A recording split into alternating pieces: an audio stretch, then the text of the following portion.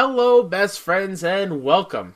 I'm so pleased and honored that I get to welcome you to the very first episode of Best Friends Talk Funny, a Kinda Funny Vids community podcast, all about the best friends that make up said community. My name is Kyle Stevenson, and I will be your host / entertainer, if you will, of Best Friends Talk Funny. This has been an idea and thought in my brain for at least the last 6 months to a year. And this will be my first time hosting or trying to run my own show. So before we continue, please hit me up on Twitter at WhoDatNinja73 or message me on Facebook, wherever you know me from or will know me from.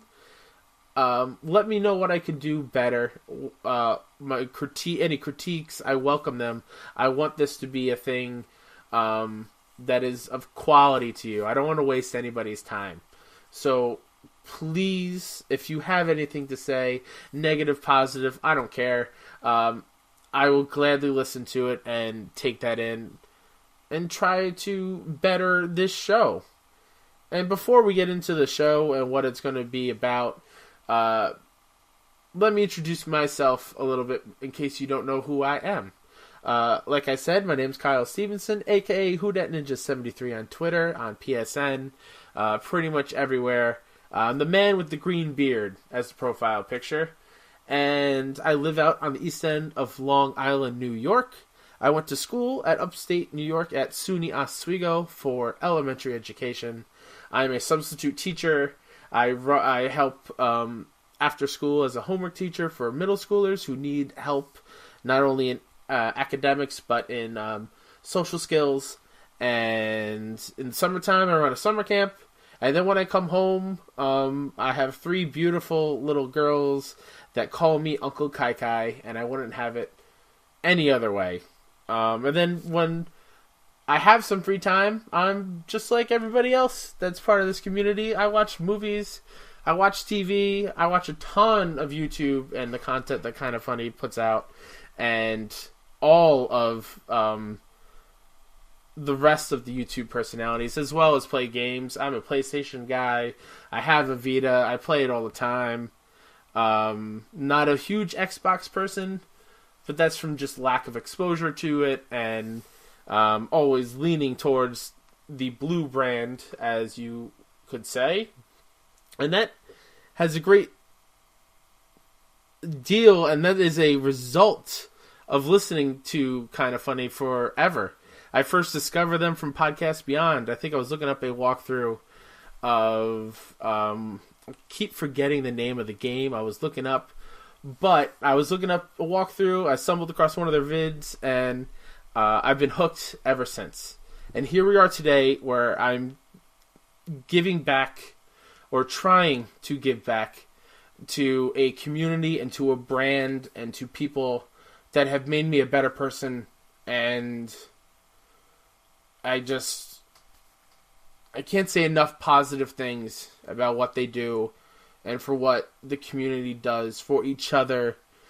And I'm so excited to have this off the ground and ready for you guys to listen to. And that's enough of me rambling. Since it's the first episode, I wanted to have somebody on that, if you're new to Kinda Funny, or you just tuned in, you hear this name, or at least I heard this name a lot before I got super involved in the community. And it's the man, the myth, the legend, the mysterious Xyger. Do we really know anything about Xyger? Where does he come from? Does he live in the Pokemon world and just pops out when he's helping mod on Twitch and challenging Greg to Mario Kart? And then he just goes back and we don't hear from him until the next day, until the next morning show? Is that what Xyger does? Well, if you're as curious as I am, continue listening to the first episode and get to know a friend, a person I'm happy to call a friend, And he's such a lovely person, and I'm so gracious that he agreed to come on. And without further ado, let's get to know a best friend. Kinda Funny is best friends. What that means is we are there for each other. What that means is that you can go to any Kinda Funny live event. You can go to an RTX. You can go to a PAX. And if you see someone in one of our shirts, you can go up and talk to them. You can go to dinner with them. Kinda Funny is this.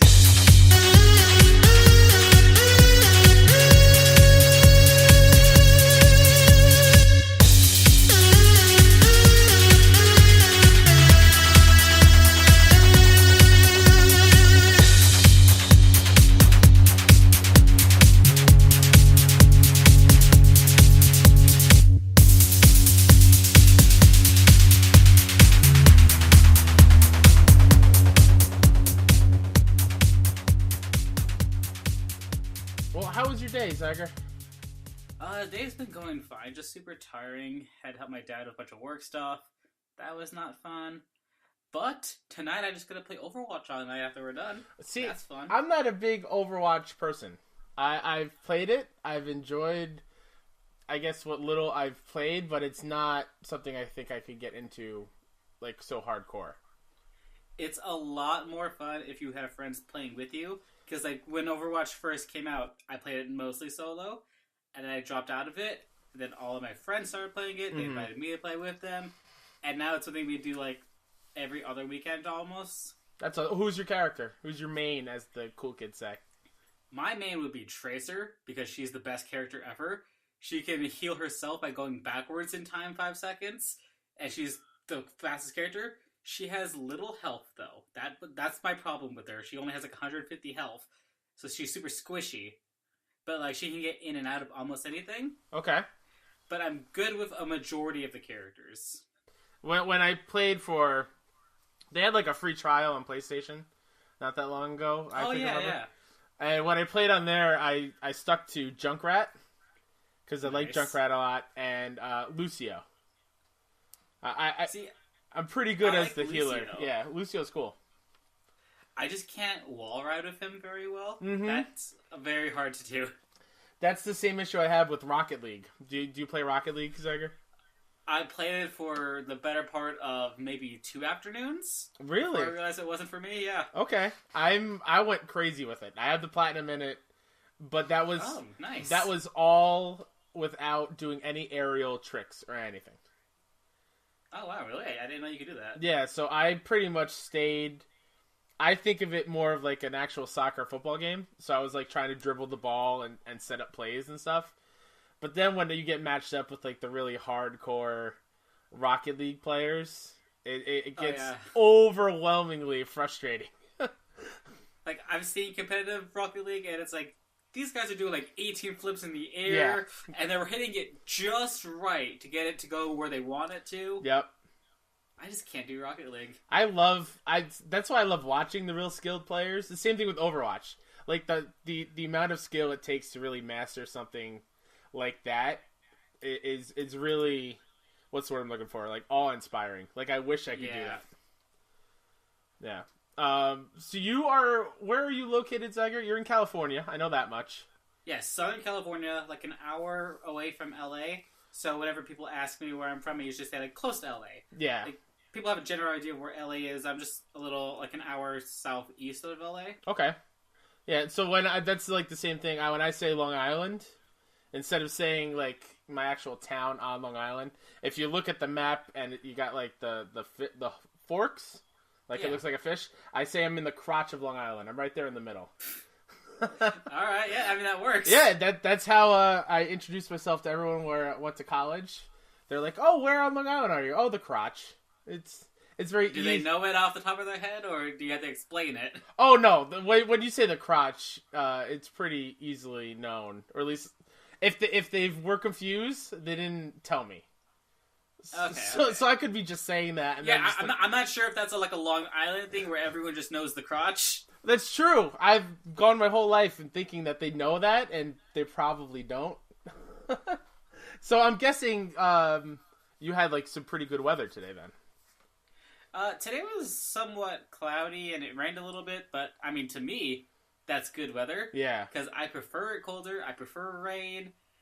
when you live in Southern California almost your entire life, you get kind of bored of the whole sunshine and rainbows thing. Yeah. Like, it's nice, don't get me wrong, but, like, after months of it constantly, and it constantly getting hotter and hotter, it's like, yo, a cold day is amazing every now and then. As a member of Team Fat and a big guy, I love the cold weather, because there's so many layers I can get down to before I get uncomfortable, and I don't want to make other people uncomfortable.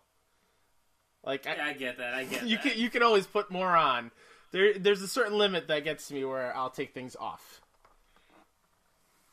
I always prefer being colder than to being hot and sweaty. Yeah, for sure. My friends who like enjoy the summer, and how are you on beaches? Do you like going to the beach? I'm fine with it. Like, I have no problem going to the beach. I personally don't swim a whole lot, but I have nothing against it. I'll go into the beach, no problem. I will swim. I know how to swim, thankfully. Yeah, that's good. I hate the beach. I can't fucking stand it. Really? I mean, I go there because I'm on the island, and there's beaches no matter what direction you go to.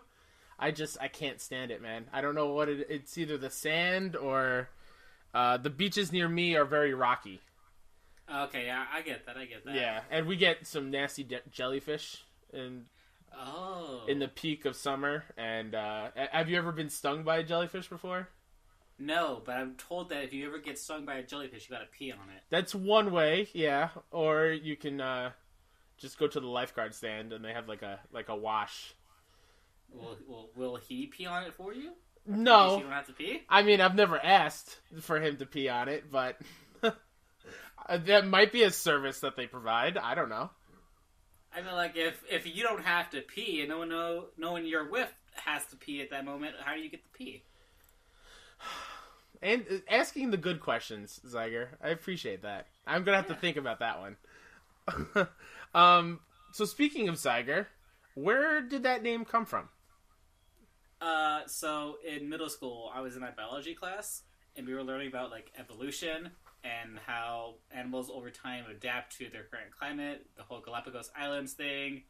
And me and my friend weren't really paying attention to class. We were just sort of like in the back of the classroom drawing a tiger. It was a black tiger. It had like neon green stripes and it had metal claws. And we called it the X Tiger.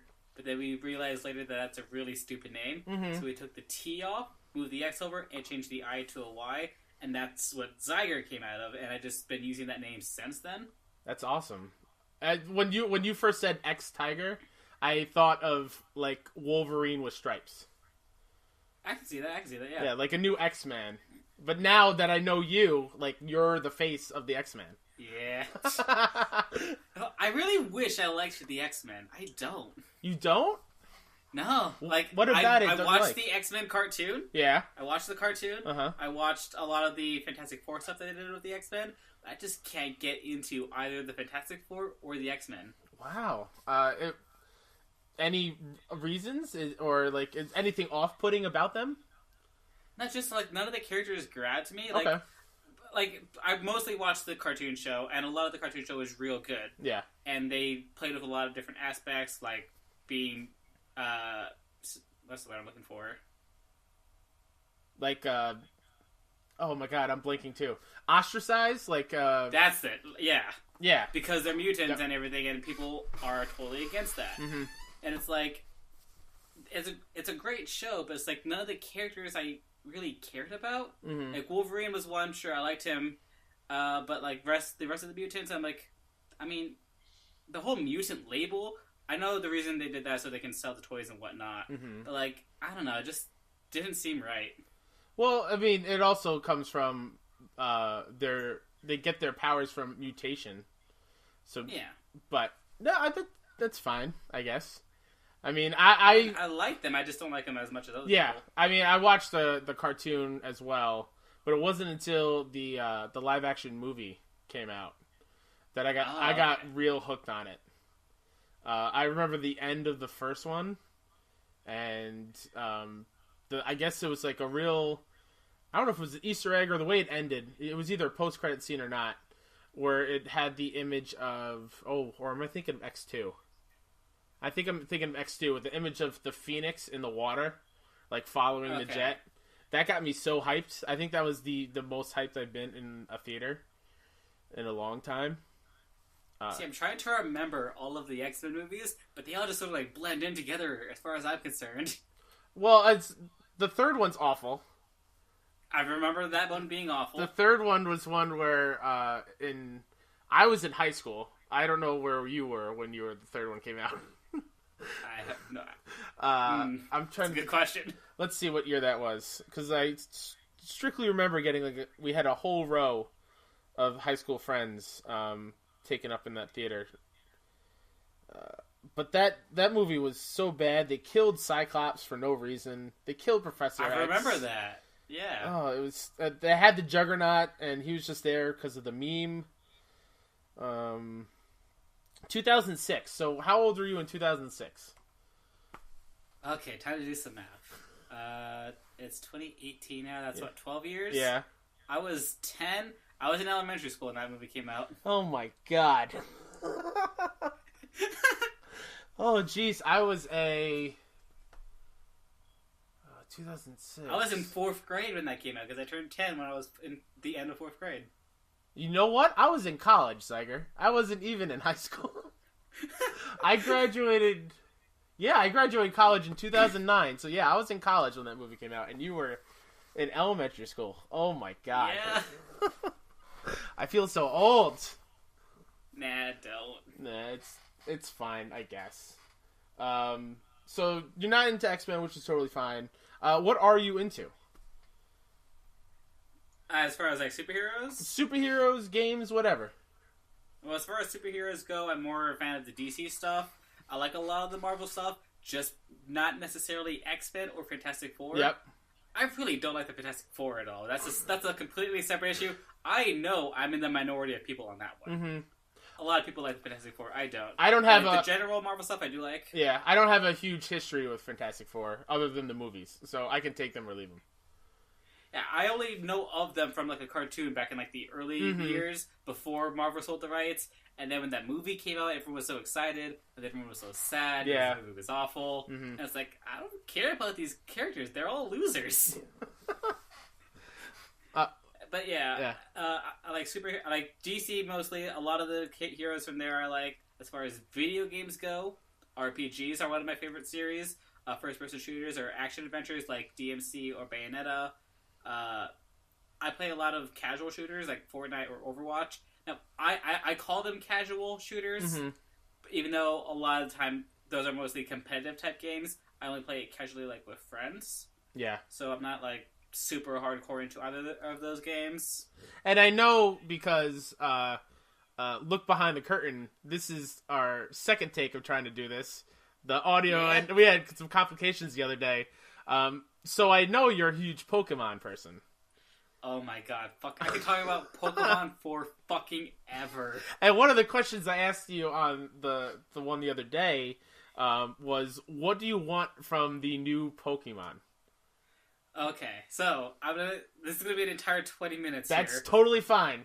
So a lot of people were speculating that in this upcoming year we're going to get a Pokemon Switch game. Now a lot of people are thinking it's going to be 8th gen, which is it's going to be 8th gen this time around, because the last one, Sun and Moon, was 7th gen. So people are thinking the 8th gen game is going to come out this year. A lot of people already saw the leaked image of what the starters may look like, and I hope that's true, because the Fire Bunny looks amazing, and I want it so adorable. That does excite me. That does excite me as someone who hasn't played since Gold and Silver. Those drawings of the leaked starters, that does excite me a little bit. Which one do you like the best? The Fire Bunny. I was a Charmander. Fuck yes. I was a Charmander guy when I was younger. Fire starters all the way. Yes. But anyway, so people are hoping that game comes out this year. I hope it doesn't. I hope it comes out either at the end of 2019 or the beginning of 2020. If they release a Pokemon game this year, I want it to be a 4th gen remake. Give Game Freak, the Pokemon Company, whoever else, the time they need to learn how to use the Switch and how to adapt Pokemon onto it. Otherwise, it's just going to be what happened with X and Y, where, I don't know if you know X and Y, those are the first Pokemon games on the 3DS. I remember those, yeah. Yeah, so in that generation, they only added 70-ish Pokemon because they focused mostly on adapting the game to the system. All of the new features you're able to do. That gen was 6th gen, and it introduced a bunch of new aspects to the game. It even introduced bench sitting, which is something people have been demanding for since 1st gen. And what is you that? Can see the it's when you're walking around the overworld and you see benches, but you can't sit on them because they're just pixels. Oh, okay. 6th gen gave the benches life, and you're able to sit on the bench, and people lost their shit. It's like first time. You have no idea. You laugh at it, but it's I a do real laugh thing. at it. Yeah, I'm sure it is. I just can't. I can't imagine the fervor of being able to sit on a bench. When the Pokemon X and Y announcement trailer came out, and that was at the end of the trailer, people lost their collective shit. Like, oh my god, we can sit down. So that's like Tim Geddes' Gatorade Get Hype moment. Yes, people forgot about the character customization because X and Y was also the first game to introduce customizable characters. Okay. They forgot about that one sec when they saw the bench sitting. It's like, yo guys, we can finally sit down. Oh, that's crazy. But yeah, also, like I said, it introduced character customization, so you're able to customize your character. So when they did that 3DS game, they focused more on what they could do on system rather than what they could do for like Pokemon. So they only added 70 and they focused more on features. And then when they went onto their next game, which is the Sun and Moon series, they added a bunch more Pokemon, which I respect. A lot of them were real good. And they played with a couple of new features. They got rid of gyms in place of this whole trials thing, and it was fine. But for my dream Pokemon game, I want them to go back to gyms. That's what I would want to get me to come back in. The gyms, it felt like you were accomplishing more. I don't know how the trials felt. But it felt like when you went into a gym, you had to make sure you were ready to go.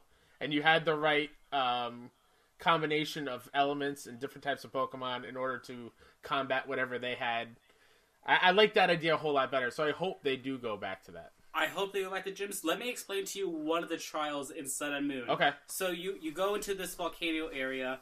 You have to make it to the top of this thing. It's just like a normal route thing, no problem. You make it to the top, and you have to play a game with the trial master. He's like, spot the difference between these two photos. And you basically do 3 rounds of that, and at the final round, it's a picture of a hiker, and then a picture of a hiker and some big salamander Pokemon whose name I forget. It's like, what's the difference? It's like, oh, it's obviously the salamander thing, and then that thing battles you. And then you win the trial by beating it.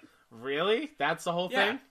Yeah, that's the whole thing. And it's like you're just playing these little mini games, and then at the end of every mini game, it's always you have the battle of the Pokemon you encounter. No, I don't like that. Yeah, no, it was a nice thing that they tried out. Yeah. But I don't want them to go back to that. I want them to go back to gyms. It made more sense. Yeah. It's a lot more structured. So yeah, I want them to do that. I also want them to bring back Pokemon Contest. Because, like, you said you opted out of Gen 2, right? Like, after that, you stopped After playing Gold games? and Silver is when I stopped. Yeah. So, at the beginning of 3rd Gen, they introduced Contest, which is, like, a way of Pokemon battling without battling. Okay. It's mostly just for, like, visual stuff, where instead of using attacks to hurt other Pokemon, you use it to show off your own Pokemon. You can do a combination of attacks to do prettier things. And in the games, it hasn't necessarily been explored that much. They did a thing with it. They introduced it in 3rd Gen. They brought it back in 4th and 5th Gen. 5th Gen is where they ended it, though, because that's when they also introduced a few other things you can do. And then in 6th and 7th Gen, they didn't have any contest. I want them to bring contest back, because that was a lot of fun. And it was a new way to play Pokemon instead of the traditional battle. Yeah. And I want them to explore other battle mechanics, because as of 3rd Gen, they also introduced double battles. In 4th Gen, they introduced triple battles. In 5th Gen, they introduced rotation battles. So is that like a tag team mechanic, like in Tekken Tag or Marvel vs. Capcom? It's similar. So in rotation battles, you had the 3 Pokemon out, and just like you said, it's like Marvel vs. Capcom or any of those fighting games where you're able to swap out between the Pokemon mid-fight. Okay. And then they'll do an attack, but at the same time, your opponent can also do that. So it adds like another level of strategy. I want them to bring these previous battle mechanics back into the game and introduce them in new ways. Because, like, imagine every gym battle is something different. Like, the first gym, one-on-one, no problem. Second gym introduces double battles. So now you gotta fight with 2 Pokemon. Then 3rd gym will be a triple battle. fourth gen, or the fourth gym could be a rotation battle, and then just mix and match it so that way you're always trying something new. Yeah. Hear me out.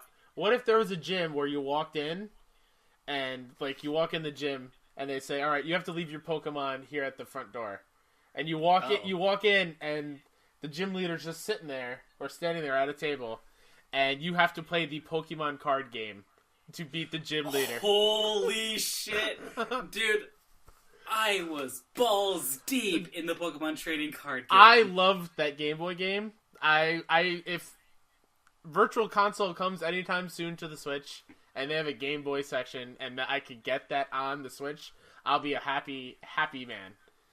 I bought that game probably 4 times already because it's just so good. I have it on my 3DS. Yep.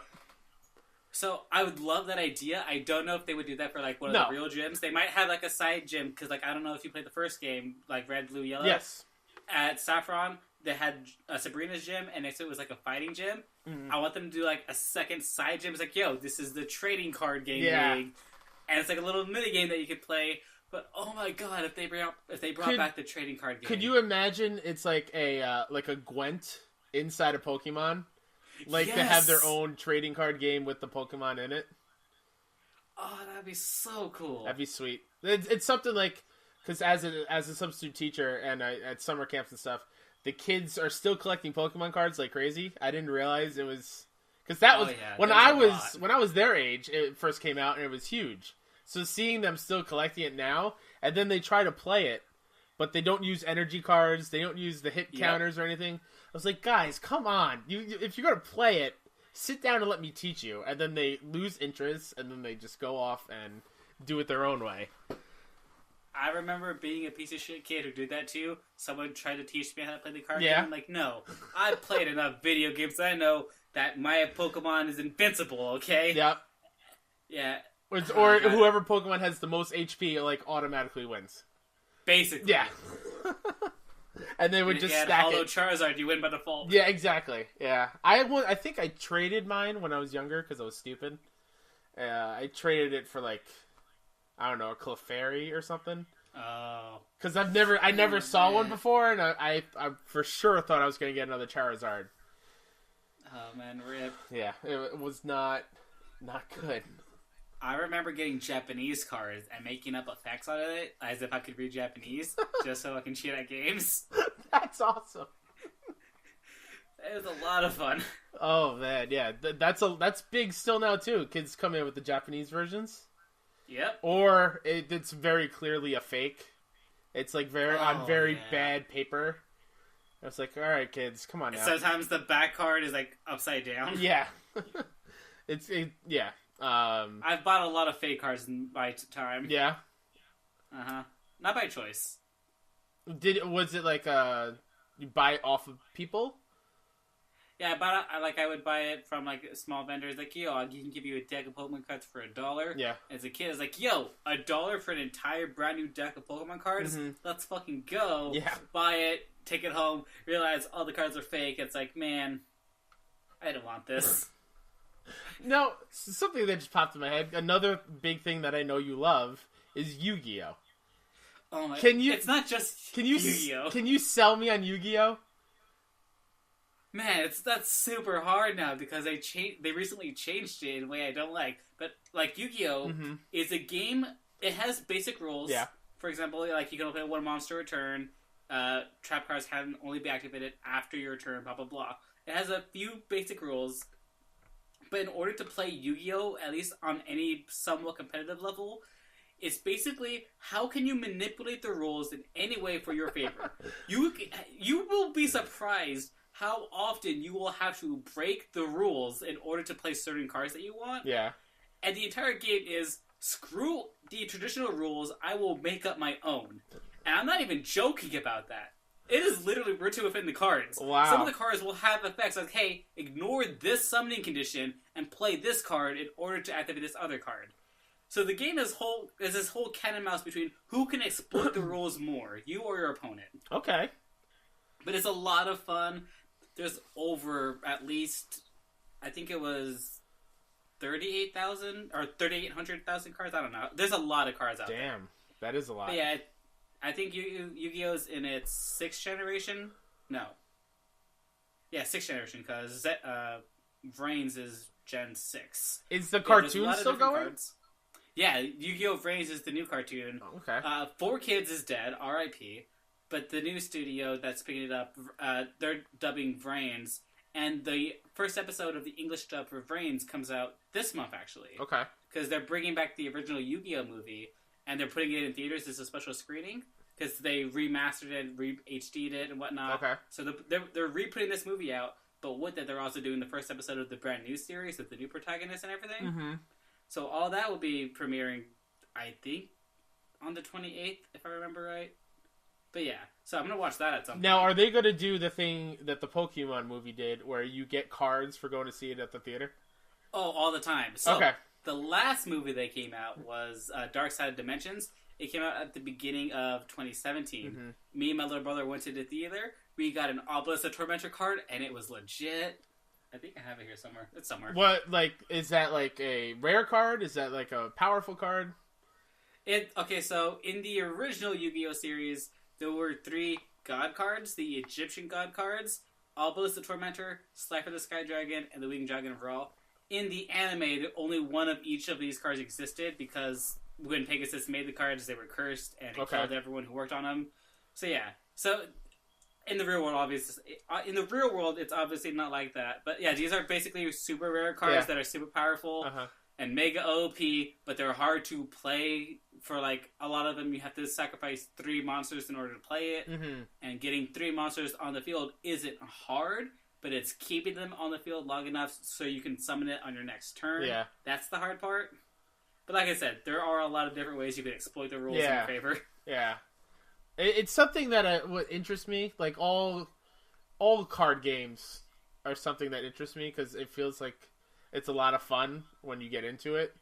It's the same thing where I'm getting into D&D. Oh, nice. Not that I'm playing it, but I decided to check out Critical Role of the new campaign. Oh, okay. And I'm hooked.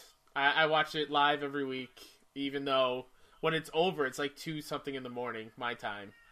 Yeah. But I'm trying to remember the name of that one show. There's this D&D podcast that I listen to also. Yeah. It's not Critical Role, but I heard nothing but great things about Critical Role, so I want to check them out. Yeah. It's by... It's called the Awesome Zone. That's what it's called. You know, the Adventure Zone. The Adventure Zone. Yeah, that's what it is. Somebody told me about that too because I mentioned that I was getting into it, and they said, "Oh, if you like that, check out the Adventure Zone because they're really good at it as well." I haven't done it yet, but I'm excited too. I really want to. I'm like 25 episodes into it. It's real good. I want to play. Same. Yo, we should do it at KF Prom because we have like 8 people. Oh. And I know of those 8 people there, at least 4 of them want to play D&D. Okay. No one has a group to play it with. Ooh. We could possibly do that. And then maybe do it like monthly on Google Hangouts or something. Yo, I would be down. I'm very excited. We gotta find a DM though. Yeah. That's the only hard part. That's always because there's a game I play in summer camp. It's called Mafia. Have you ever played Mafia? Is that the game where... Okay, wait, explain it real quick. I don't know if the rules are different, but we play it as everyone closes their eyes. I pick 3 Mafia members, and then they choose who gets killed, but we don't say killed. We just say kicked out of town, and then a police officer saves. That game. So, but I want to play it. But Really? I always want to play Mafia, but since I'm the director of the camp, I run the camp. The counselors don't want to run the game because it's a lot of talking, a lot of paying attention. So I'm always stuck running the game and making sure everyone doesn't make any mistakes. And then the moment they give me a chance to play, I'm always the first one kicked out. Rip. Yeah. Okay, so Kyle, there's this game that I got addicted to for like maybe 2-3 months. Mm-hmm. It's a free-to-play game. It's called Town of Salem. Oh, I've watched the YouTube videos. It's basically the Mafia game, except it has a little more rules where all the townspeople have an ability, and you have to help each other figure out who the Mafia is. You should try that. Yeah. We should also play Mafia at prom. That'd be awesome. Because I fucking love that game. Mafia is awesome. So how do you guys normally decide who the Mafia is? Basically, I have the kids, and I'm in charge of about 45 kids. Yeah. So we have them all sit in a big circle, and everyone closes their eyes. And we have the counselors make sure no one's peeking, and I just walk around and tap them on the head.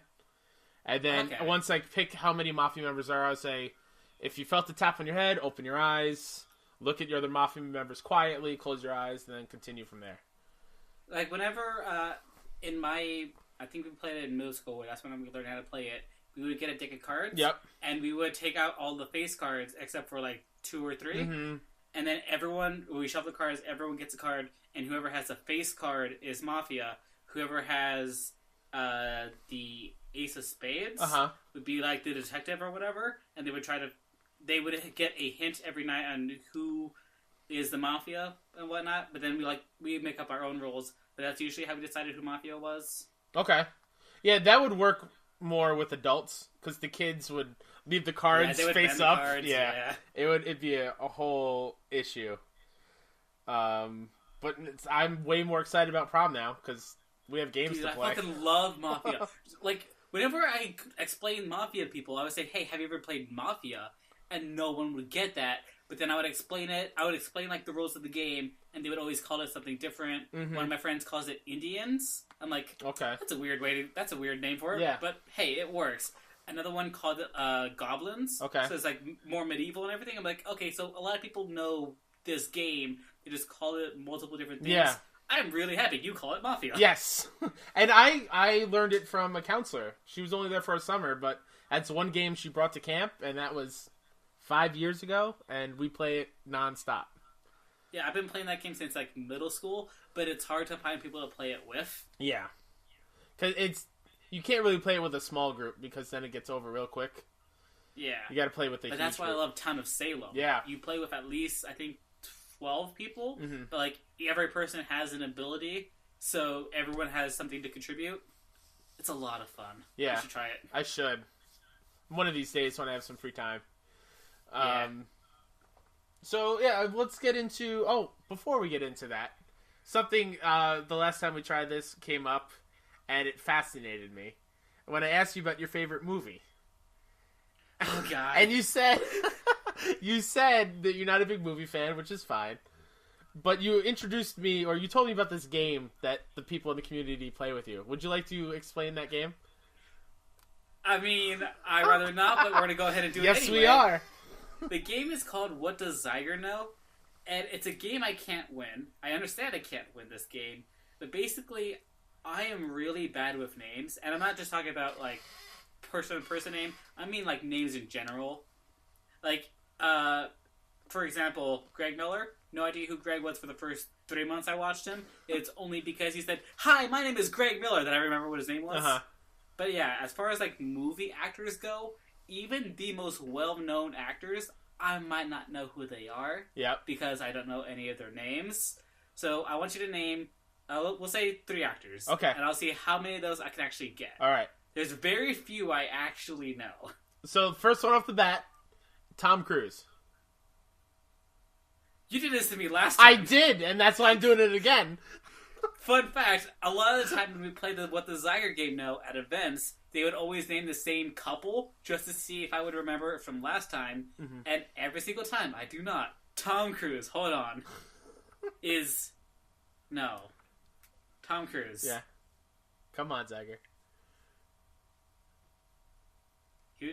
Was he in Polar Express? No, that's Tom Hanks. Damn it! Tom Hanks is the other one I don't know. Tom Hanks is the one that I explained to you was Woody, and you're like, oh! Yes! Yeah. Yes, you're right. Oh my god. Alright, so I'm impressed that you remembered it was Tom, though. Like, Tom Hanks in Polar Express and Tom Cruise both share Tom. That's a good thing. I'm getting better. You are getting better. I still can't win. Alright, so here's number 2. Mark Ruffalo. That's another one they always do. I like him because he likes to ruffles feathers, because that's his name. Mm-hmm. Mark Ruffalo, though. Yeah.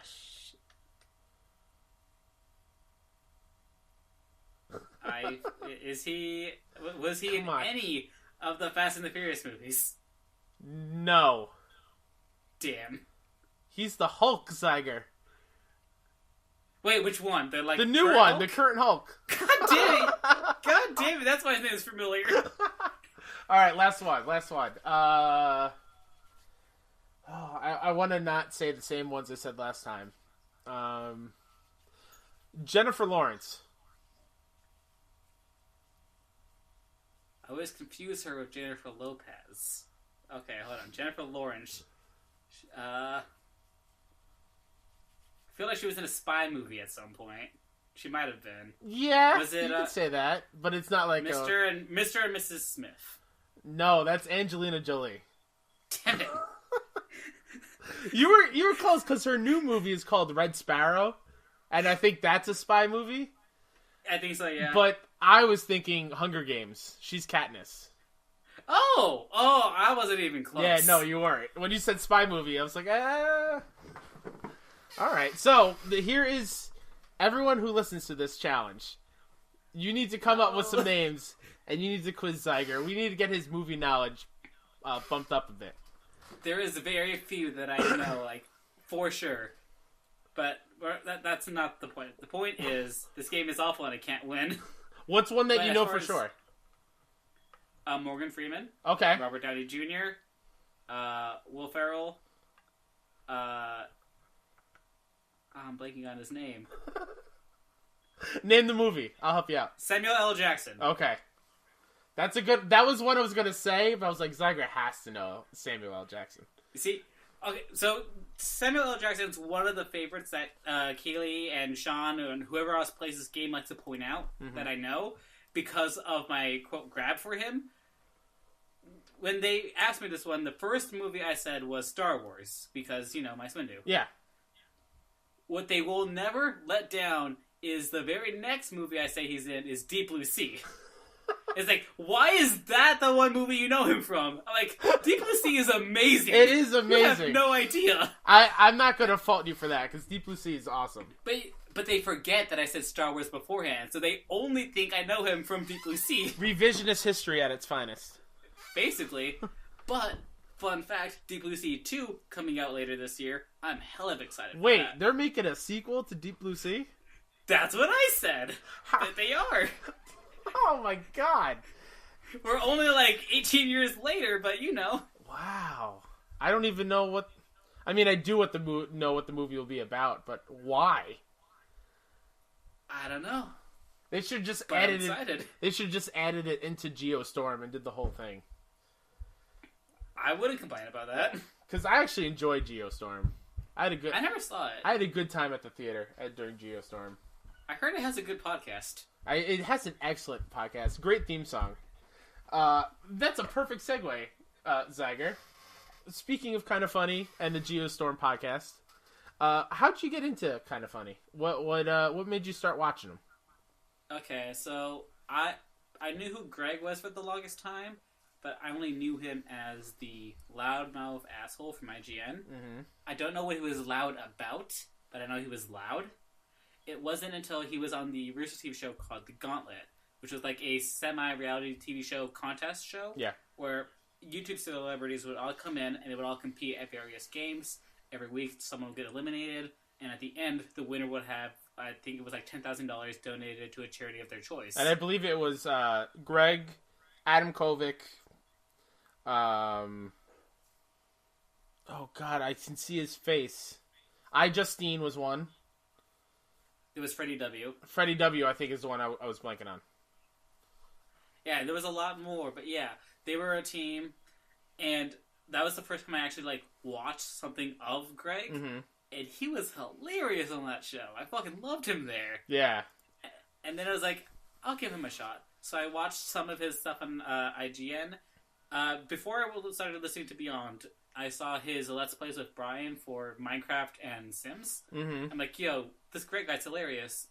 And at the time, I was listening to the IGN Xbox podcast because I was more into Xbox at the time. Yeah. I'm like, I'll give the PlayStation 1 a shot. Why not? And then oh, Greg's on this one. He's the loud guy. That makes more sense. Yeah.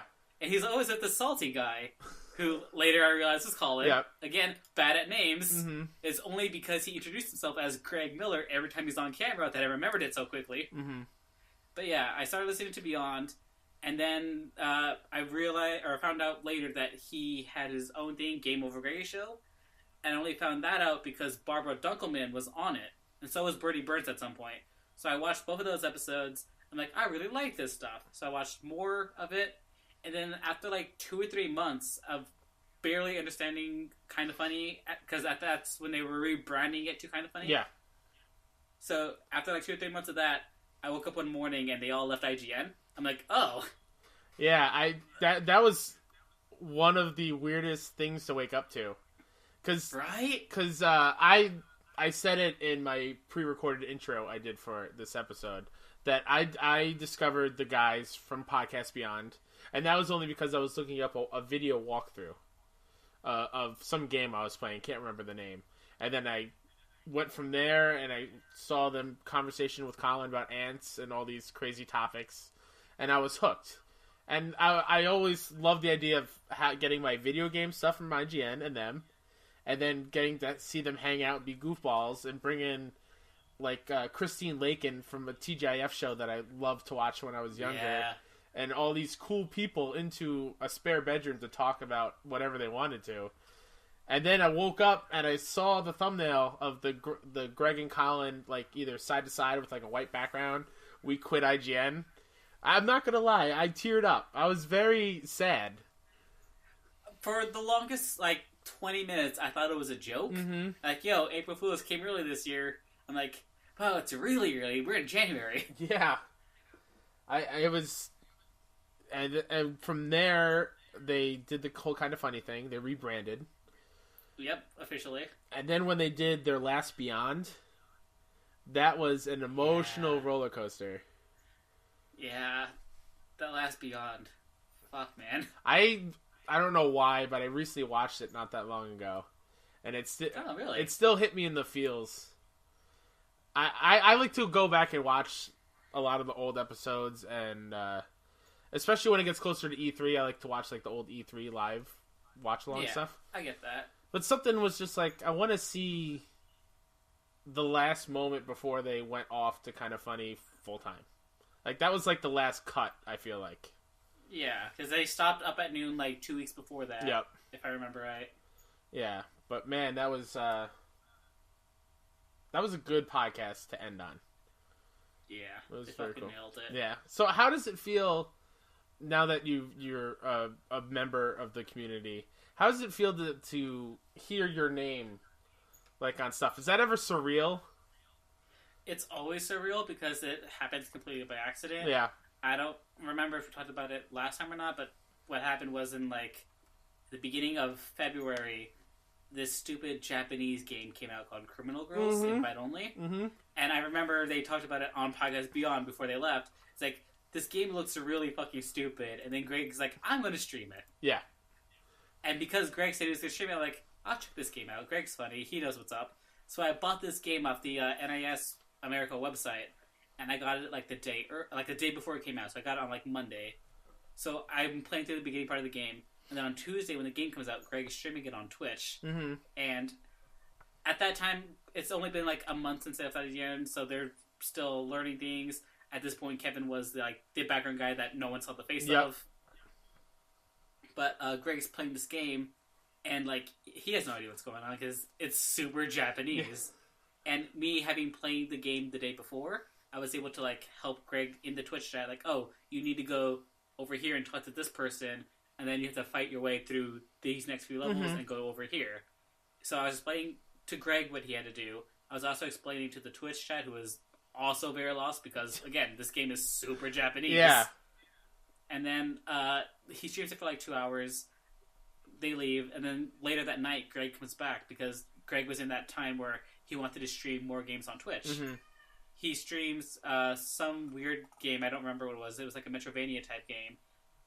But he bails out of that and goes back to Criminal Girls because he had more fun with it. Mm-hmm. And again, I was helping him and the Twitch chat. We were just hanging out. And then the next day, he sees me in the Twitch chat again. He's like, yo, this Xyger kid was here yesterday during the Colin Gregg Live. Colin Gregg Live. He was here for the Criminal Girls stream and the night Criminal Girls stream. This kid doesn't sleep. And then he made me a mod in the Twitch chat. Oh, so that's how that so started. helpful. Oh, okay. Yeah. I only got a mod because I played this stupid Japanese game.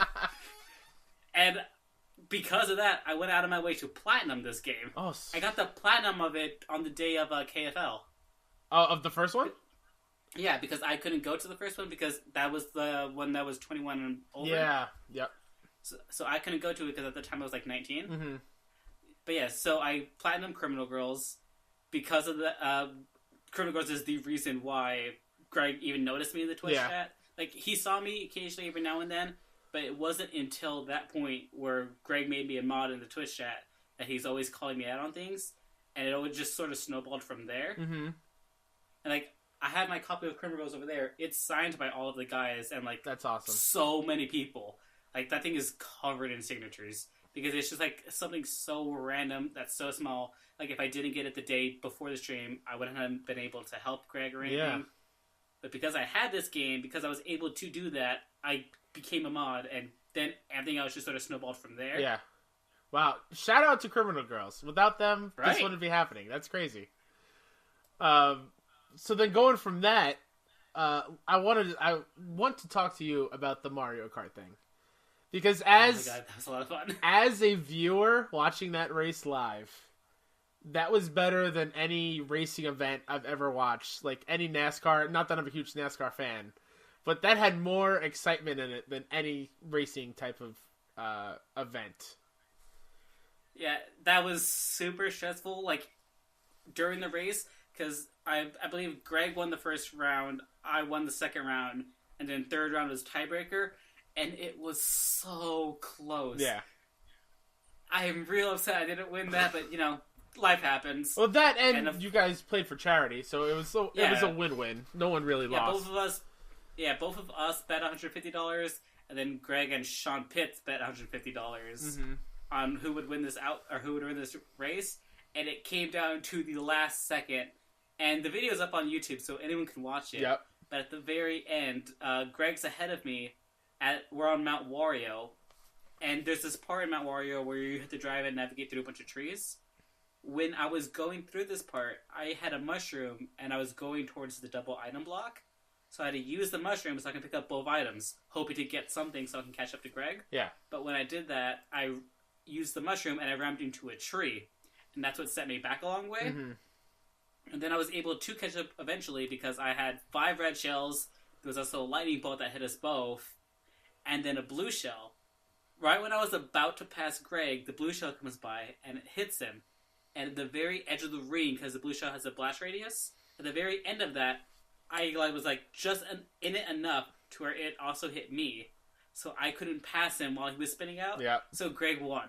I remember that moment very clear. Because that's when Greg, stands up and is, really tense. He's like, no. Oh, God, that's awesome. I hope there's a rematch in the future. We've had a rematch at KFL 3 last year at the Foundry Bar. That's right. I remember being somewhere in the crowd. I couldn't see the race, but... Turns out, me and Greg don't understand how betting works. So, at that rematch at the Foundry, we both put $20 down. Yeah. And then other people started putting money down. And it's like, Greg and I were like, who gets the money if we win? Yeah. So we decided, fuck it, winner takes all. And then we were explaining to people, it's just going to be winner takes all, you don't have to put money in. Yeah. More people put money in. Eventually it was $98 in total. Jeez. Yeah, so Greg and I raced.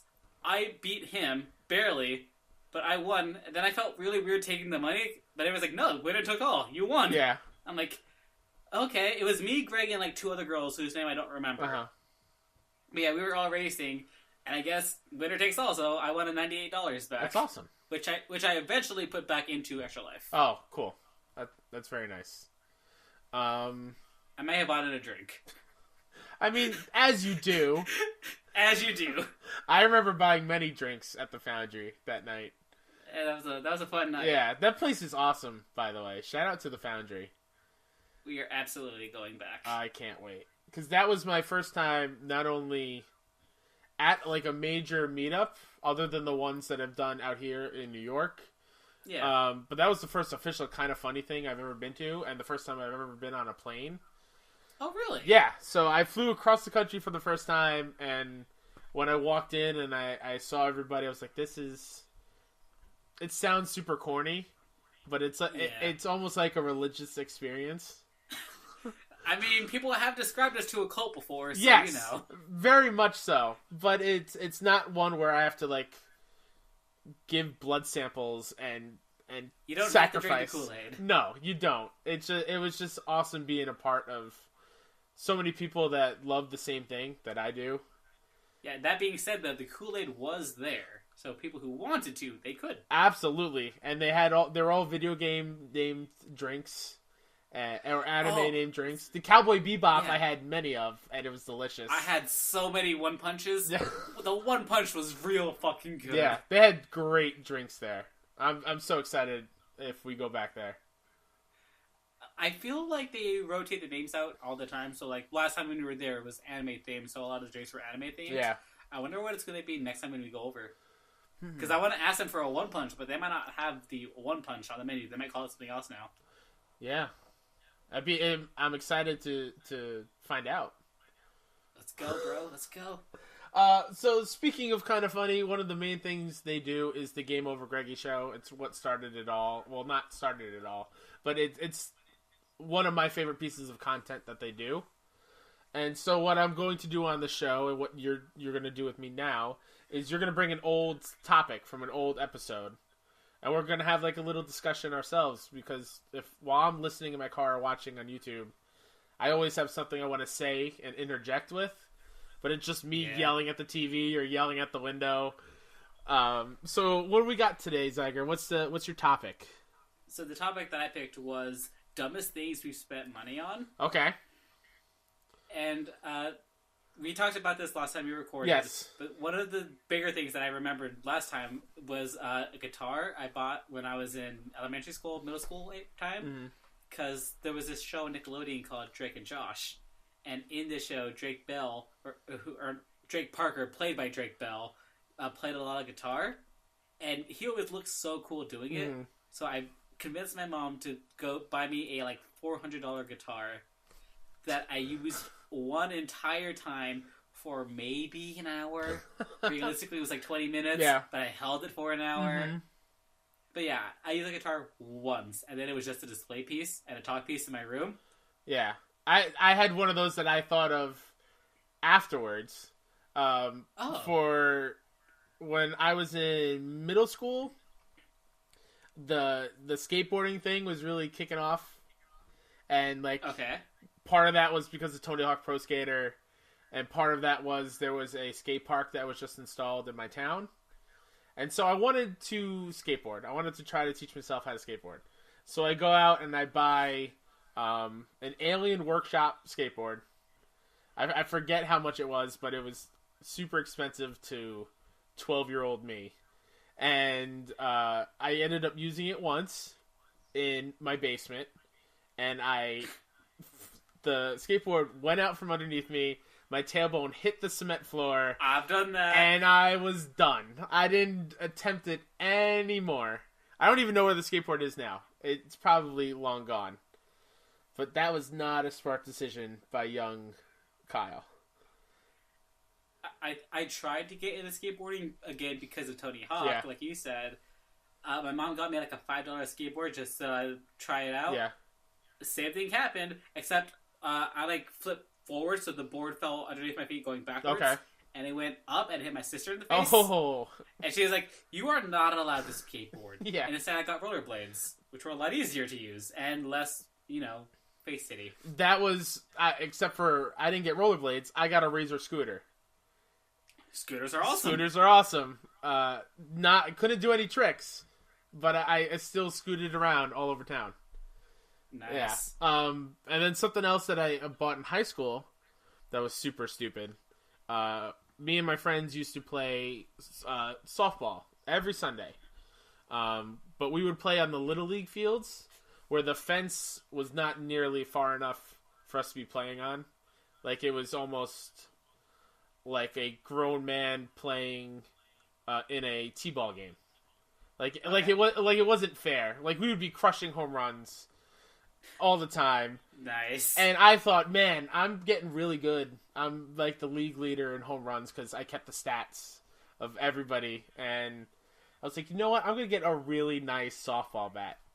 So after my second paycheck that summer, I went out and I bought like a $400 softball bat. Oh, wow. That I used once. Nice. Because that was the last game we played that summer. And I brought it up with me to college because we played softball up there. Only to find out that bat is illegal to use in the college games. Really? Yeah, like there's illegal bats? Because it had something inside that was an unfair advantage. It was like a bat. It was like a bat on steroids, pretty much. I gotcha. So I paid $400 to use it for a couple at bats, and I think my roommate stole it. So I don't even have it anymore, and I still play softball from time to time. Another thing I remember that we didn't talk about last time. Yeah. You ever see that online joke of hiring 2 investigators to investigate each other? No, never. Okay, well, it's not like this online joke where the joke is, you hire one investigator to investigate another investigator, okay, and then hire that investigator to investigate the first one, so they're just watching each other. That's pretty awesome. So in high school, one of my friends, we're going to call her Sarah, she was going to dance with some guy, but she wouldn't tell us who. One of my other friends, we'll call him Mike, he really wanted to find out who she was going with, because he wanted to ask her out, but, he didn't. Yeah. So I told Mike, I'll give you $50 if you find out who it is. Mike's like, down. He was going to look into it anyway. So he's following her around for like maybe 3 or 4 days, trying to figure out who she's talking to. Yeah. And then one day, my friend Jordan came by. We're going to call him Jordan. And he was asking like, hey, do you know why Mike is following Sarah around so much? I'm like, I don't know. Maybe Sarah's taking Mike over to the dance or something. And Jordan's like, that can't be right, because I'm taking her. Oh. I'm like, oh, really? You're taking her, huh? I wonder why Mike is following her around. You know what? I'll give you $50 to follow him around and figure out why is she doing this. So I paid Mike $50 to figure out who Sarah's going to the dance with. Oh, man. I find out the answer, and I give him $50 to figure out why Mike is following her around. Mm-hmm. What I did anticipate was Jordan eventually told Sarah, like, hey, Mike is following you, and I don't know why. So Sarah confronts Mike, like, why are you following me around? Mike's like, I just want to know who you're going to dance with. And then Jordan comes by, that's when they all figure it out, and I was out $100, because, like, yo, you paid me $50. I'm like, you're not wrong. And then Mike got real mad, because, like, you knew who it was the entire time, and you didn't tell me? I'm like, no, it's more fun this way. You were like a little puppet master. Yeah, that's why whenever I see that joke online, I'm like, yo, I've done that before. Not with private investigators, with high school students who aren't really that stealthy, apparently, because fucking everyone realized Mike was following her around for some fucking reason. Yeah, I did that. That's pretty genius. From a comedy standpoint, that's pretty genius. As a high school kid, I probably could have used that $100 towards something better. I'm sure, yeah. It's a good story, though. I remember in high school, I also was super lazy. Mm-hmm. So, like, during lunchtime, whenever I wanted to, like, go get snacks from the car or everything, I would just pay other people to do it for me. Because, like, imagine, like, a cookie was, like, 50 cents. Yeah. I would give someone $1, be like, hey, buy me a cookie, use the 50 cents to buy yourself a cookie or something. Or something along those lines. And in high school, that's no problem. When I'm at, like, Target, though, it doesn't really work well. I can't just give someone $5, like, yo, go give me some Oreos real quick, keep the change. Yeah. It doesn't happen well. Or it doesn't work well. I did that one time to a friend, and I told him, like, I wanted Chip Ahoy's. The one in the red packages, the chewy ones. Chewy ones, yeah. Yeah, I wanted some of those, so I gave him $10, and told him, hey, we're gonna go see this movie, because the Target was close to the theater.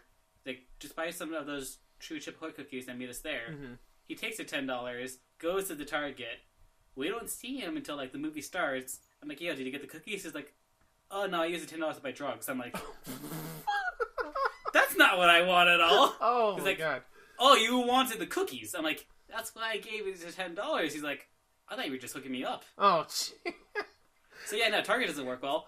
Maybe. I just need better friends. Did he? Who knows? Did he buy the drugs inside Target? I don't know. I saw him walk into the Target, and then we didn't see him walk out. We just went to the movie theater. What kind of Target do you have by you? It was in San Bernardino, so it was kind of shady. Oh, okay. San Bernardino is not like a high-level area. It's more like super ghetto. Gotcha. Yeah. And then something else that I did, other than buying the Wii U, which was a stupid, dumb decision to spend money, Xyger. I know you're going to fight me on this one. The Wii U, I'm okay with people not liking the Wii U. I'm just saying the Wii U was a great console. I have no problem spending the $300 I spent on that thing. It's a fantastic console. I understand why people hate it. I get it. But it had great games, and it was an amazing device. Wow. Wii U gamepad was the best. You saying great and Wii U in the same sentence, it's throwing me off a bit. Game of the Year 2014, Captain Toad Treasure Tracker. So good. Okay. I'll give you that one. But other than that, in college, what I like to do as a prank towards my friends would be to sign them up for magazine subscriptions. And this one time I signed up my friend for a parenting magazine subscription. I think it was a year or whatever. And I didn't turn off the trial. Like, there was a free trial period, like 3 months or whatever. And I forgot to turn it off in time. So I got billed every 3 months, whatever the price was. And I didn't realize it until a whole year has passed. I just thought, like, wow, he's still getting these magazines. This trial is going forever. And, and so he had a stack of them in his dorm room. And very recently we found out he's actually, his wife is expecting. So I was like, hey, you're welcome. I pre-planned this. I pre-planned this almost 10 years ago. Enjoy. I mean, it worked out for him. Yeah. Assuming he still has those books. He better. That was his gift from me, so he better have it. You said you did that for 2 years? No, I think it was around a year, not 2 years. Okay. Yeah, I caught on after year one. Another thing I spent an exorbitant amount of money on is Nintendo handhelds. Mm-hmm. I typically always buy 2 of them because of Pokemon. Yep. Like, you know Pokemon, every generation they do 2 games at once, and Pokemon are version exclusive. I always have to buy myself a second DS or a second Game Boy so I could eventually trade all the Pokemon over to one. Because, one, I didn't want to, like, bug my friends to do it. And some of my friends didn't have handhelds themselves. Mm-hmm. So it's harder to trade. And I could always trade with my siblings and all, and that's fine. We do that all the time. But, like, sometimes I just want to trade, like, 100 Pokemon at once. Yeah.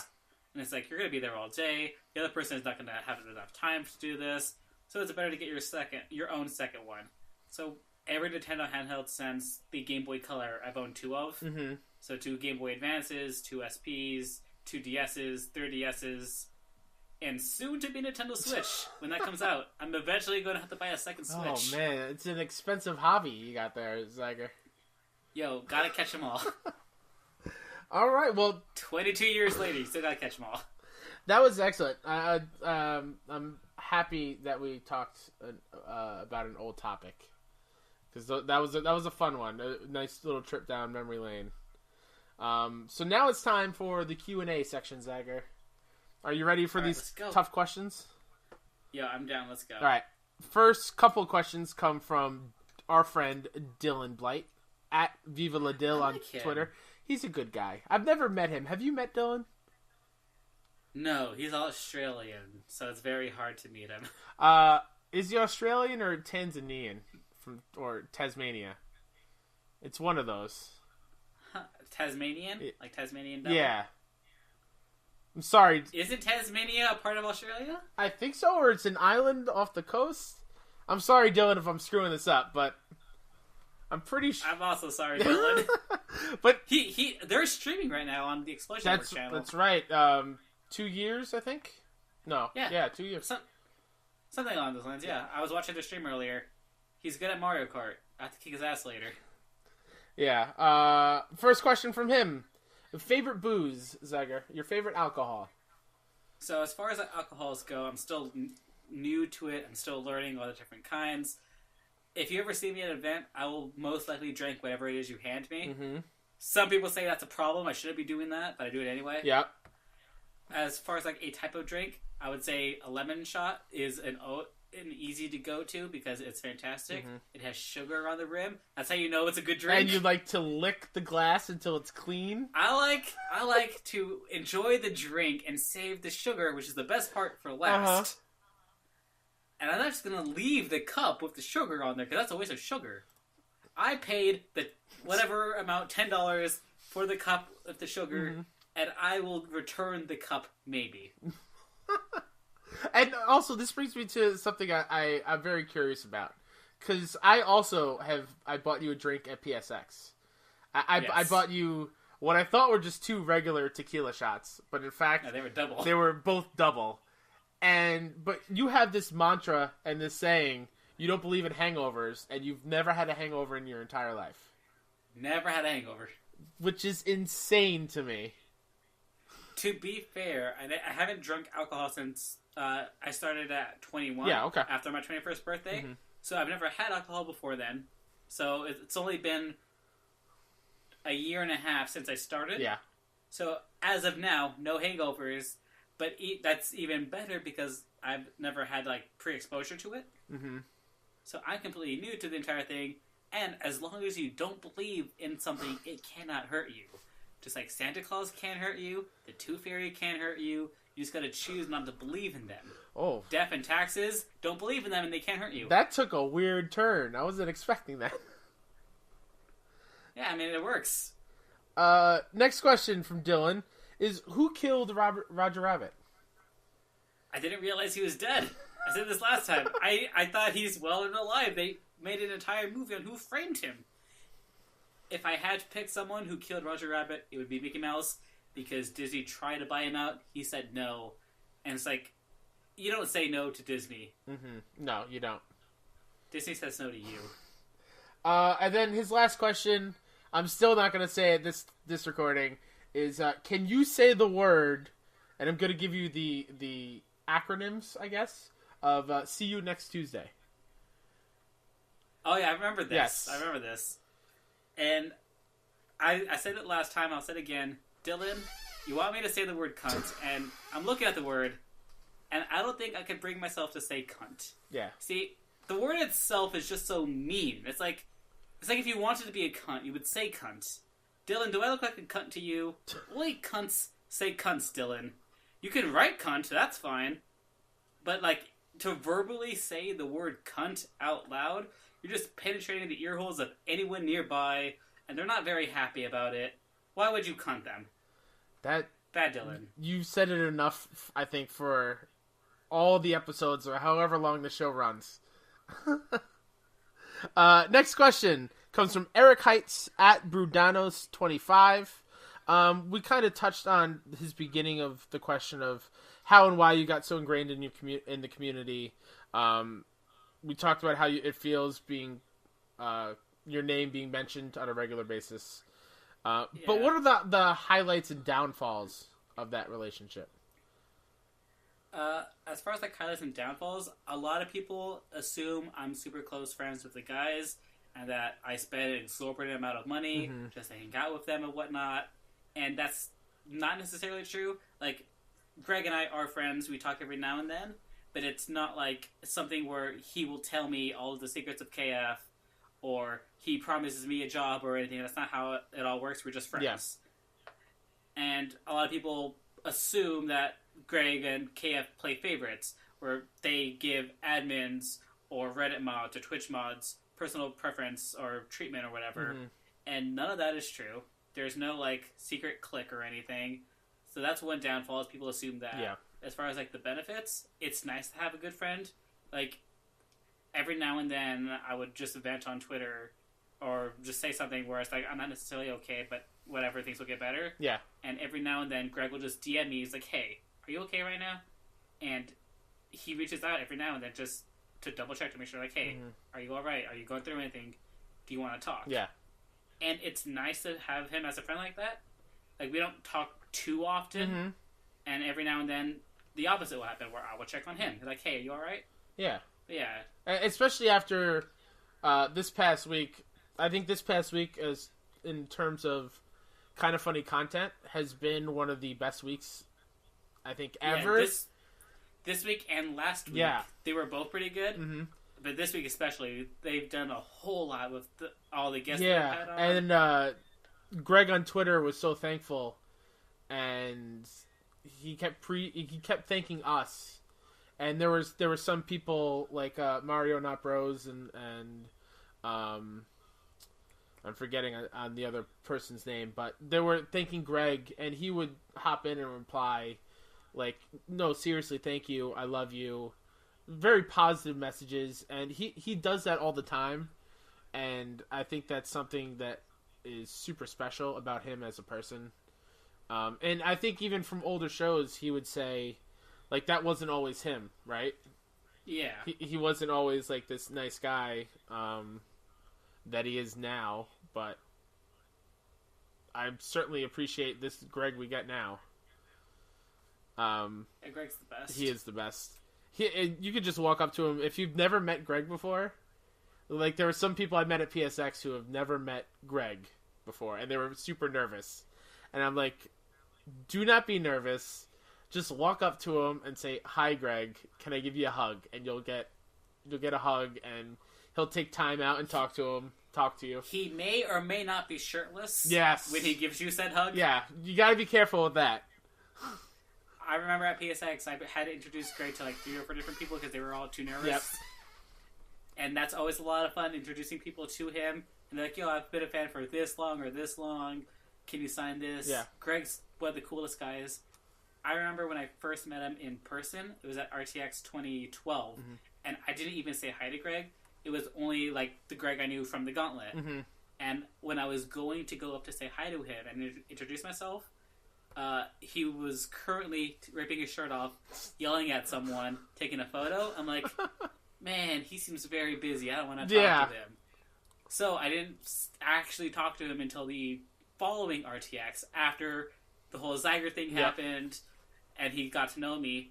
At that panel, they did Call and Greg Live at the RTX panel. Mm-hmm. And at the beginning of the panel, he was handing out mints and everything. I was like, "Yo, I want a mint." So me and a bunch of other people go get mints from Greg, and Greg grabs my hand and says, "Wait a second, are you Xyger?" I'm like, "Yes." He's like, he holds my hand up. I was like, "Everybody, this is Xyger. He's the kid in the Twitch chat. He's always helping out." And then everyone in the room applauded. I was like, "Oh wow, I didn't think you would actually like recognize me, even though we've never met in person before then." He's like, "No, I know exactly who you are. Thank you for everything you do, blah, blah, blah." And then, like, he talked to him for a bit, and then he's like, "I have to start the show now." I'm like, "Yeah, no problem." Yeah, that was... But yeah, that's a lot of fun. Also, was it PAX East last year? Where he brought you up on the panel and had you chug a beer? So, I don't know if I'm allowed to talk about this. Oh, turns out... Don't get yourself in trouble if you don't want to. It's not me in trouble, it's someone else in trouble. Oh. I'll tell you off camera, but that night was a lot of fun. Turns out, I may have done something I wasn't supposed to, that I didn't know about. Oh, okay. Don't worry about it. But yeah, that night was a lot of fun. It was really encouraging to have the entire crowd just like cheer you on, chugging whatnot. Yeah. That was a cool moment. All right, next question comes from Tracy Henderson at that fake Tracy. He wants to know why you didn't go to Disneyland last Sunday with him and the family. Okay, I said this in the recording on Monday. I was babysitting at first. Mm-hmm. Then I got real tired. By the time I got off work and everything, it was like almost 4 or 5. And it was like, Disneyland's like an hour away. I would get there at like maybe 6. And I vaguely remember them saying that they were going to leave Sunday night at some point. It's like, I'll see them for maybe a few hours. Mm-hmm. But is it really worth it? And it's like, I wanted to go and hang out with them all day. I just couldn't. Yeah. But next time you guys are going to LA or Disney and whatnot, I'll find a way to get over there. We'll hang out. We'll all get round table. We'll all get drinks, except for, anyone who's under 21, a.k.a. your 2 kids. And then he also wants to know, as a community member, what kind of changes would you like to see within the community? Okay, we discussed this last time, but Yeah. my answer still sticks. I want people to be better towards each other. It's been a lot better this past week. Absolutely. But like in previous weeks, because of what happens in the world, life events, gun control, politics stuff, people typically get worked up more and they will fight more with each other. I just want everyone to take a step back and remember, like, hey, the person I'm talking to is a human being. Mm-hmm. They have feelings just as much as I do. We may both be worked up on this, but we all have this common interest. We're all friends. I just want people to be better to each other. Absolutely. Yeah. I echo those sentiments the same and loudly like you do. Next question comes from Kelsey at KelseyLynn1031. If you had to choose, this is a good question. We did this last time. Yes. If you had to choose between being in a room full of gummy bears or had to eat the 5-pound bag of sugar-free gummy bears that was making people horrifically sick, which would you choose and why? And that room that's filled with gummy bears is at least 5 feet deep, and it's tough to walk in. Yeah, so we discussed this last time. The room that's 5 feet, you're already in the room as it's filled with 5 feet. So it's not 5 feet and you're standing on top of them. So you're in it. And I'm like 5'7", so I'm only like 7 inches above all this gummy bears. I would rather be in this room. Because 5 pounds of gummy bears, no problem. But the fact that they do make you sick and shit horribly. Yeah. Because it like messes with your whole bowel system and everything. I don't want to do that. And another reason, I see no downside to a room filled with gummy bears. Because it's like you could either choose to shit yourself to death or have gummy bears forever. And it's like, why would you not want the room of gummy bears? Yes, it will be tough to walk in, but you will just have to eat your way in and out of that room. And I'm assuming it's like a magic room that will always fill back up to 5 feet of gummy bears. See, that terrifies me, and I would hate to live in a world where that's a room in my house. Can you imagine, like, amazing. Can you imagine the ant problem that you will have? Huh. And let's say you have an emergency and you got to get out of that room. What, you're gonna eat your way out to the door, or have a rope you have to climb up to go up into the second story. That seems like a lot of work. That's actually not a bad idea. Just to have a little roof or ceiling thing that you can just pop up and go in and out of. Then you can Scrooge McDuck your way inside the gummy bears. Like when you're going into the room. Like Scrooge McDuck. Yes! Okay. And because it's gummy bears, it's not like hard coins. So you're not going to kill yourself every time. That's true. I'm coming back around. I'm picking the room full of gummy bears. Next question comes from Classic Car Seat at Car Henderson. Oh, Carly. Other than why you didn't go to Disney with them on Sunday. What video games have shaped your love for gaming? That's question 1, so go ahead. The very easy answer is Pokemon. It's one of the first franchises that got me into gaming. It's why I continue to play gaming. That's why Pokemon is one of the reasons why I'm so drawn to Nintendo. Pokemon, Fire Emblem are like top 2 franchises of all time. Then later, it opened up to like Halo and other games from like Microsoft and Sony. But other than Pokemon, I would say Fire Emblem and Tetris. Because Tetris is one of those games where you can just pick it up at any time. And it's simple rules, you know what you're doing. And it's just casual, it's a lot of fun. I can play Tetris for hours. Yeah, Tetris is a good game. And then part 2 of that question is, you, Xyger, are kidnapped by an evil Greg Miller. And the only way to survive is to perfectly play one full game from beginning to end. What is that game? Okay, so the game I would have picked is Crysis, and I'm still picking Crysis because it was one of those games that I didn't play until after all 3 were out.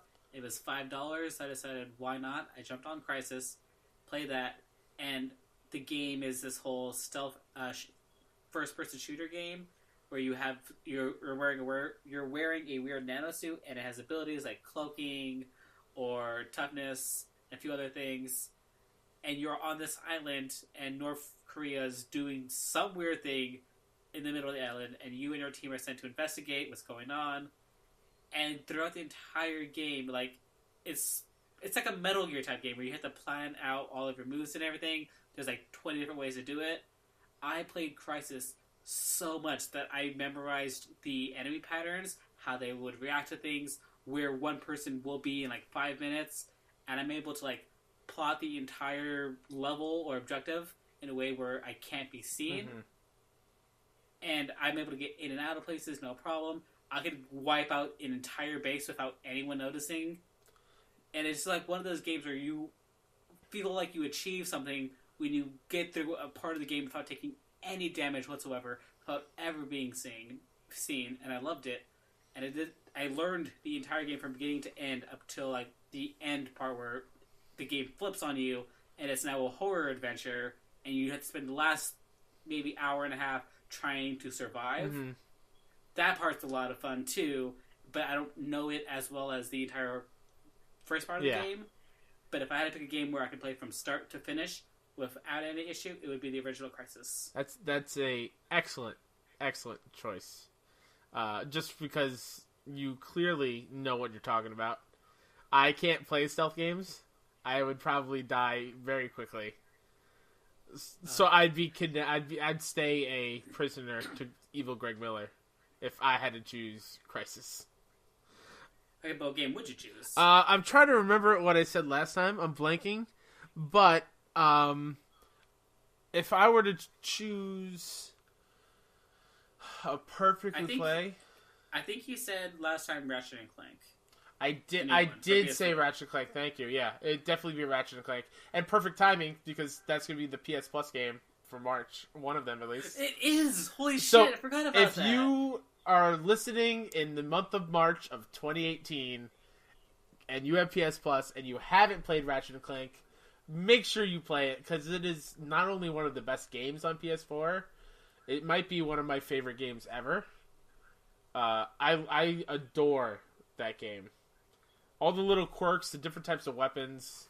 I know all the jumps, like you said, like with Crysis, you mapped it out. I can pretty sure I can maneuver through that whole game, no problem. Another one that I'm close to, and I just remembered, was Uncharted 4. Oh, yeah. I'm pretty sure I can do that because I attempted the speed run for the trophy twice. One, I was like off by 30, 40 minutes.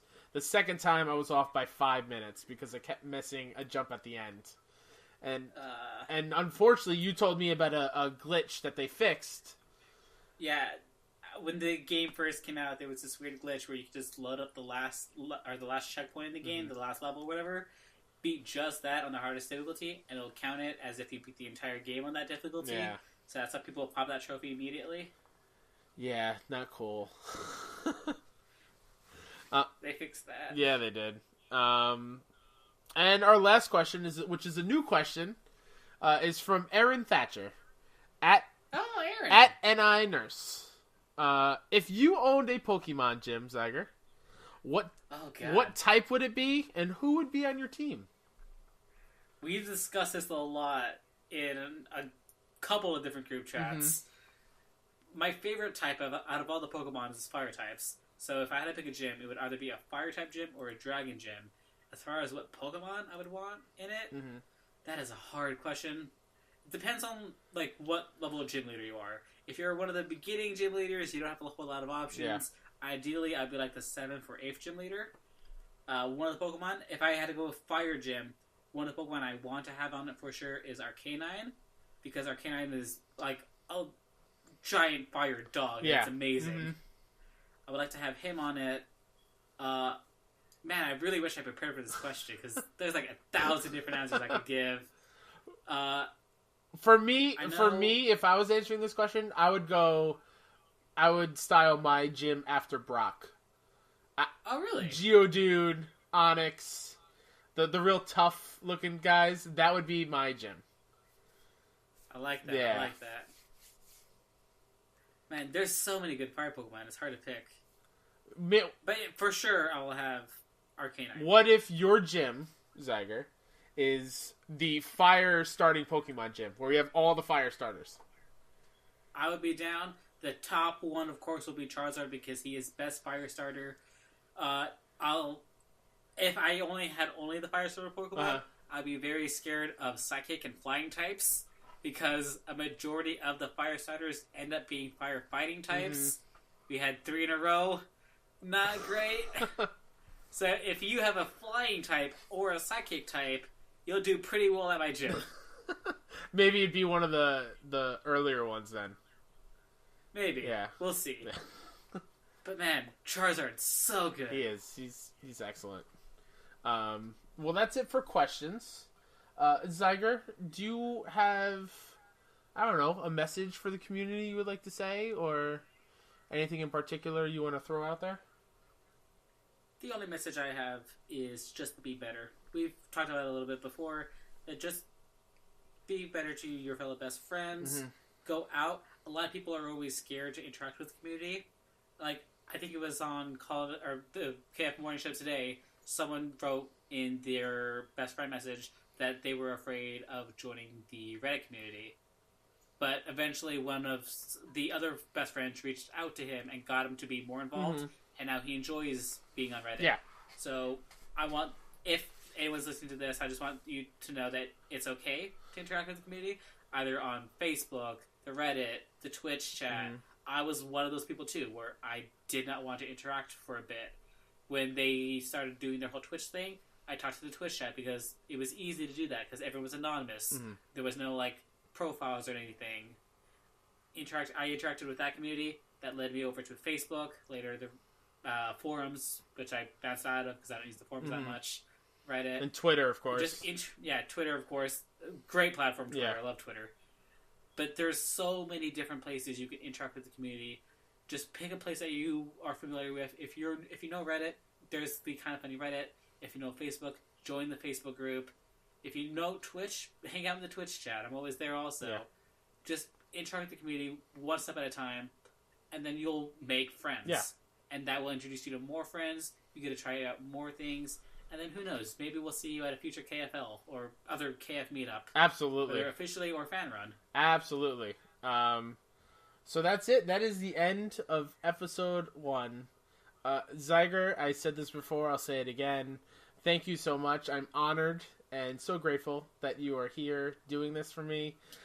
I am honored. You are somebody I looked forward to meeting before we did at KFL 3.